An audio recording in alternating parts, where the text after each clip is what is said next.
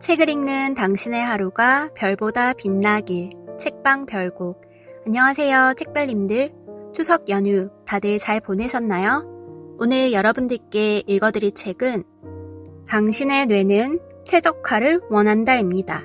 저자 가바사와 시온, 출판사 샘앤파커스. 시작하기 전 구독과 좋아요를 해주신 모든 구독자님 분들께 행운이 눈덩이처럼 굴러들어오길 바랍니다. 그럼 시작할게요. 몸 때문이 아니라 뇌 때문이다. 노력만으로 되는 일은 이제 없다. 동기부여나 집중력과 관련된 책들 중에 뇌과학이 밝혀낸 사실과 맞지 않는 주장을 하는 것도 많다. 가장 흔한 것이 정신력으로 극복하라라든가 끝까지 최선을 다하면 된다 같은 것, 즉 정신론을 강조한 내용이다. 그런 주장을 하는 사람들의 바람과 다르게 불쾌한 감정을 억누르면서 일하면 노르아드레날린이 분비된다. 뇌는 불쾌함을 무의식적으로 회피하게끔 프로그래밍 되어 있기 때문에 정신력이나 마음가짐을 끌어모아 불쾌한 일을 계속하면 절대 업무 효율이 오르지 않는다. 오히려 하기 싫은 일을 몇 달이고 계속하면 점점 스트레스가 쌓이고 결국 그 스트레스가 우리의 몸과 마음의 건강을 갉아먹는다. 업무 효율이 제자리 걸음인데 그치지 않고 건강마저 위협받는다는 말이다. 뇌를 괴롭히는 업무 방식은 자동차의 사이드 브레이크를 채운 상태에서 엑셀 페달을 밟는 행위와 같다. 하지만 뇌가 자연스럽게 도파민을 분비하도록 만들면 어떨까? 동기부여는 물론이고 업무 효율과 학습 효율, 기억력이 향상된다. 다시 말해 생활 습관이나 일하는 방식을 조금만 바꾸면 내 능력이 몰라보게 향상된다. 도파민만 이런 작용을 하는 것이 아니다. 내가 하는 업무에 가장 잘 맞고 꼭 필요한 신경 전달 물질이 뭔지 알고 그것을 활용하면 업무 효율이 올라가고 스트레스가 최소화될 수 있다. 억지 노력으로 건강을 해치거나 우울증에 빠지지 않고 말이다. 이 책은 뇌의 구조와 기능을 신경 전달 물질이라는 관점에서 이해하고 즉각적으로 업무 능력을 향상시키는 노하우를 다양하게 익힐 수 있게 구성했다. 실제로 뇌의 작용은 무척 복잡하지만 이 책에서는 최대한 이해하기 쉽게 단순화했다.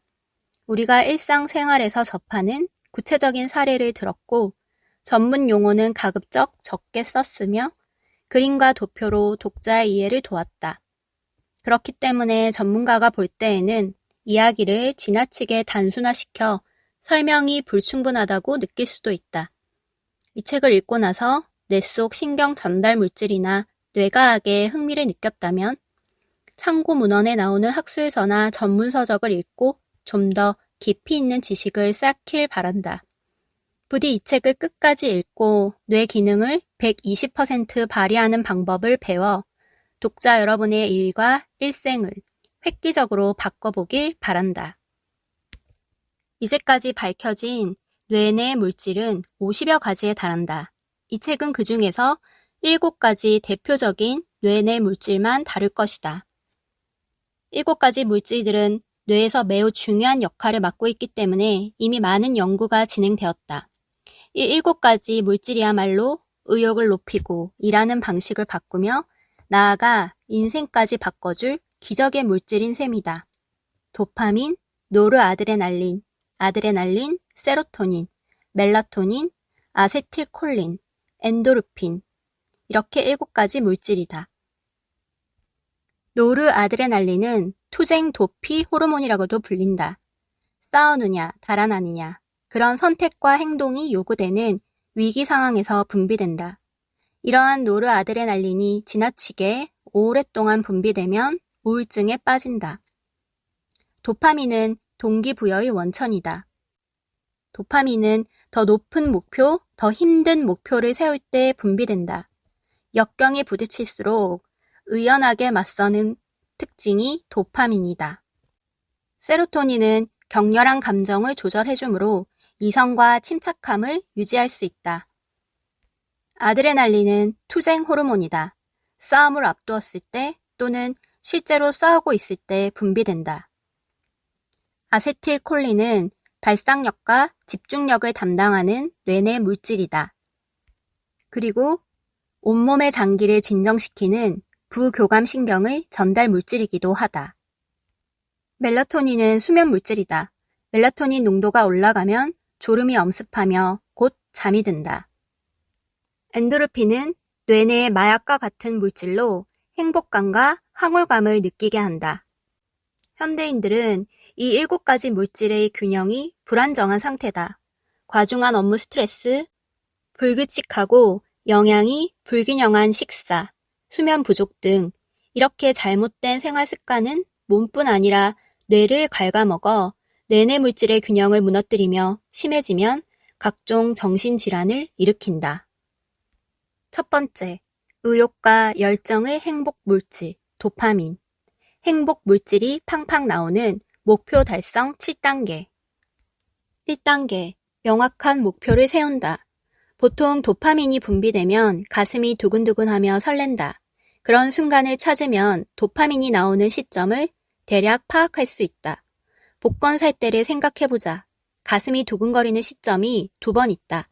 복권을 샀을 때와 복권이 당첨되었을 때다.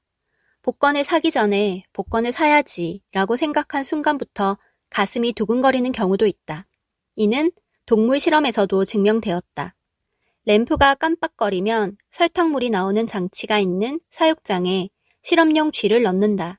몇 번의 시행착오를 거듭한 끝에 쥐는 램프가 깜빡이면 설탕물이 나온다는 것을 학습한다. 그러면 램프가 깜빡거릴 때와 설탕물을 먹을 때 쥐의 뇌에서 도파민이 분비되는 것을 볼 수 있다. 이 실험을 계속 반복하면 램프가 깜빡거리기만 해도 많은 양의 도파민이 나온다. 쥐의 머릿속에서는 설탕물을 기대했을 때와 실제로 설탕물을 얻었을 때 이렇게 2회 도파민이 나오는 것이다. 이를 인간의 목표 달성에 적용하면 목표를 설정했을 때와 목표를 달성했을 때 이렇게 2회 도파민이 분비된다는 말이다.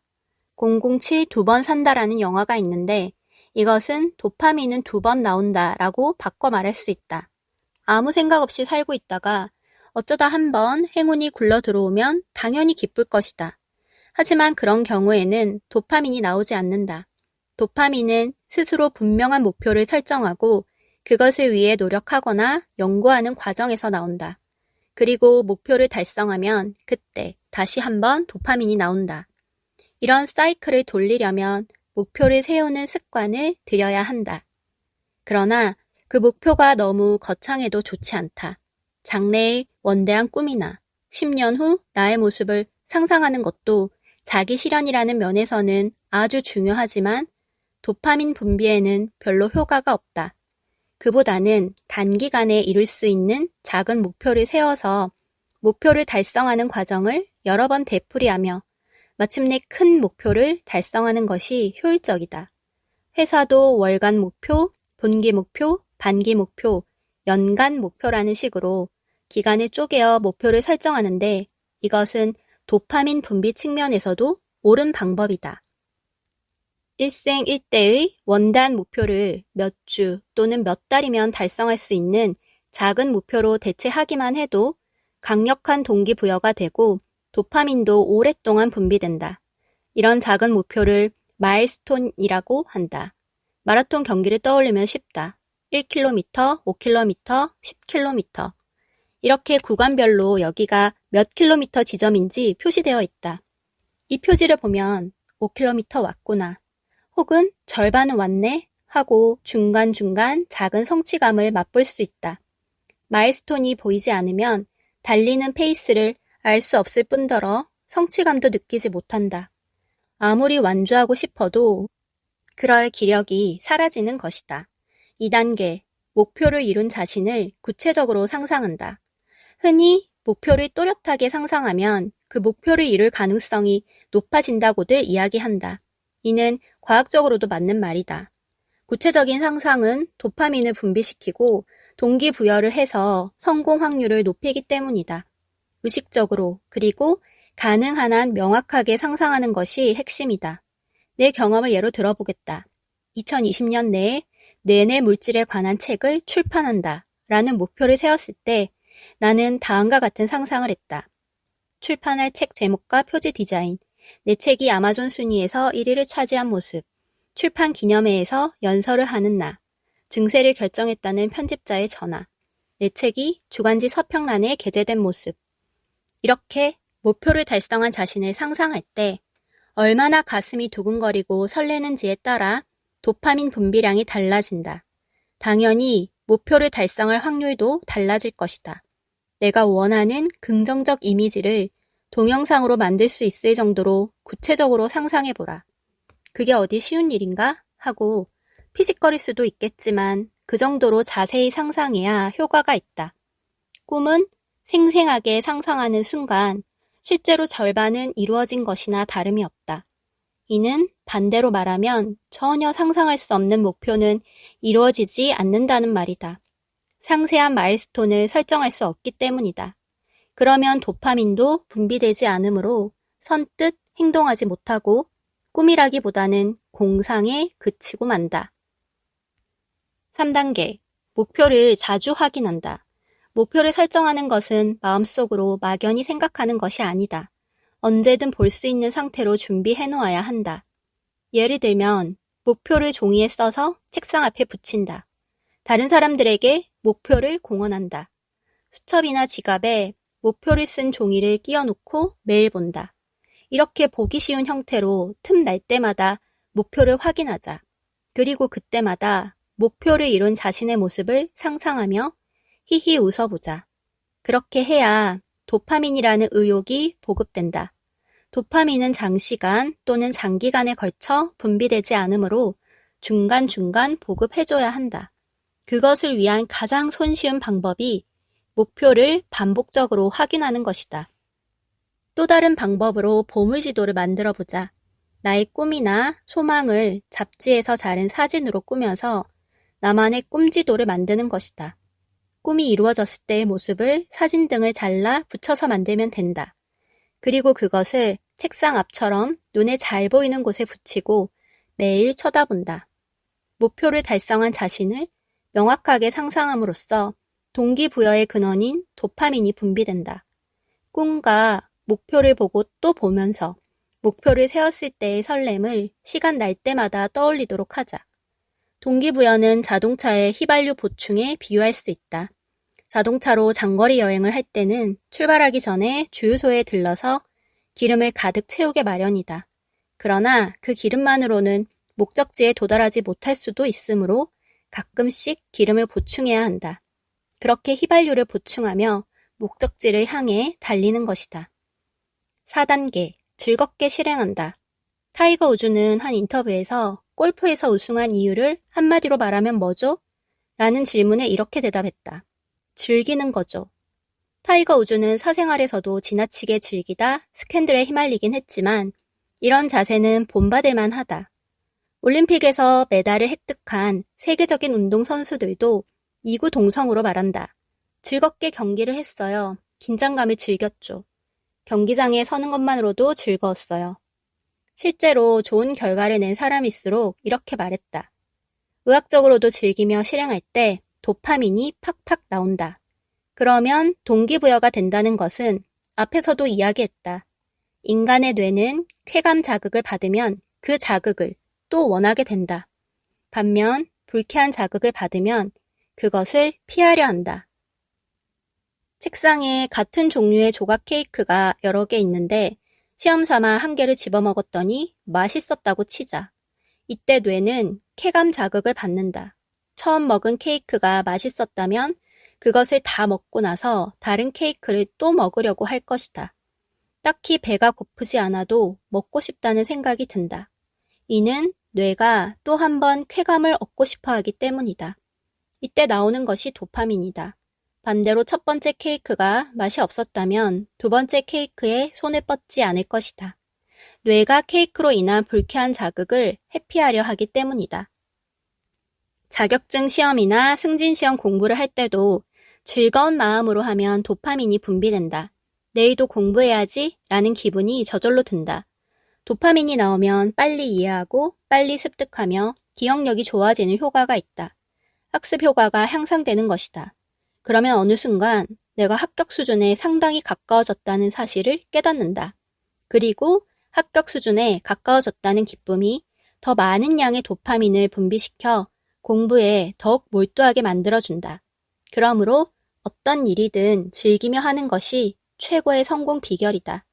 어떤 일이든 좋아서 하면 잘 하게 된다는 속담은 도파민의 성질을 정확하게 짚어준다.